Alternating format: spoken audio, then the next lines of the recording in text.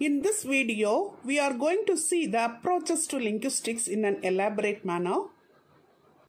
Now let's see a short introduction about linguistics. Linguistics is the scientific study of human language. It is an analysis of language form, language meaning, and language in context. The word linguistics originated from the Latin words lingua and tix. Lingua means lang or language and tix means study or activity. The word linguistics was first used in the middle of the 19th century. It emphasizes the difference between the traditional approach and the newer approach to the study of language. Now let's see the approaches to linguistics. The historical development of linguistics can be divided into three phases. They are Traditionalist, Structuralist, and Cognitivist. Let's see them one by one. The first one is Traditionalist. The period from the 5th century BC to the late 19th century was considered as the era of traditionalists. During that period, linguistics was considered subordinate to logic and philosophy. The important traditionalists or linguists during that period were Plato and Aristotle from Greece, Panini, Patanjali, and Katyayana from India, Donatus from Rome or Italy. The concept of language learning during that period was that they didn't talk about language learning. The second one is Structuralist. The period from late 19th century to 1950 was considered the era of Structuralist. During that period, linguistics was treated as an autonomous science. Behaviorist view of language learning was the concept of language learning during that period. The important structuralists from Europe were Ferdinand de Saussure, Jacobson, and Trubetskoy, and from America were Boas, Sapir, and Bloomfield. Ferdinand de Saussure was a Swiss linguist. He proposed his famous pairs of concepts, diachrony and synchrony, lang and parole, signifier and signified, and syntagmatic and paradigmatic. The notion that language is a system of systems was generated. The structuralist introduced the approach of structuralism.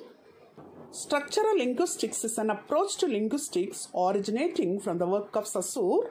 It involves collecting a corpus of utterances and then attempting to classify all the elements of the corpus at their different linguistic levels, such as phonemes, morphemes, lexical categories, noun phrases, verb phrases, and sentence types. The two key methods of Saussure were syntagmatic and paradigmatic analysis. He is known as the father of modern linguistics for bringing about the shift from diachronic to synchronic analysis and for introducing several basic dimensions of semiotic analysis such as syntagmatic and paradigmatic analysis. Then the last one is Cognitivist.